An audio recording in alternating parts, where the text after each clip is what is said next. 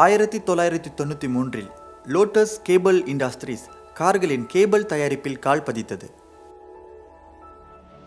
உலகளவில் பிரசித்தி பெற்ற ஜப்பானில் தயாரிக்கப்படும் வாகனங்களுக்கும் நாங்கள் கேபிள் தயாரித்து விநியோகம் செய்கிறோம். தொழில்நுட்ப நிபுணத்துவம், மேலாண்மை அனுபவம் மற்றும் தரமான பொருட்கள் எங்களின் வெற்றிக்கு பின் தூணாக நின்றது. எத்தனை இந்தியர்கள் வாகனங்களின் கேபிள் தயாரித்து ஏற்றுமதி செய்ய ஆர்வம் உடையவர்களாக இருப்பார்கள்? ஒரு சில தொழில்முறைகள் இன அடிப்படையிலேயே கண்டறியப்படுகின்றன. லோட்டஸ் கேபிள் இண்டஸ்ட்ரியின் உரிமையாளர் ஒரு இந்தியராக இருக்கக்கூடும் என யாரும் எதிர்பார்த்திருப்பீர்களா? நான் மணிவண்ணன் சுப்பையா, லோட்டஸ் கேபிள் இண்டஸ்ட்ரியின் உரிமையாளர். ஒரு மலேசிய இந்தியனாக இந்த துறையில் வெற்றி பெற்று தலை நிமிர்ந்து நிற்பதில் பெருமை கொள்கிறேன்.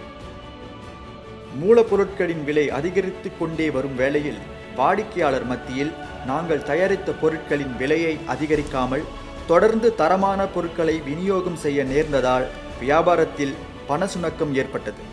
இந்த 20 இலக்கை இந்தியர்கள் அடையும் போது இந்திய தொழில் முனைவர்கள் ஒரு நல்ல ஒரு ஸ்தாபனத்தில் வரணும்னு சொல்லி தான் இந்த சீடு 3 வருஷத்துக்கு முன்னால் பிரதமர் துறைக்கிலேயே ஒரு இயக்கமாக ஸ்ட்ராட்டஜிக் யூனிட்டாக அமைக்கப்பட்டது.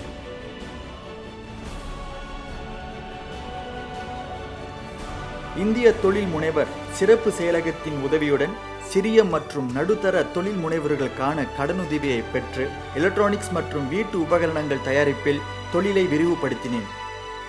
SME காப்பின் வழிகாட்டலை தொடர்ந்து வெற்றியும் பெற்றேன். இதன் மூலம் இங்கு வேலை செய்யும் 50 பேர்களின் குடும்பங்கள் பயனடைந்துள்ளன.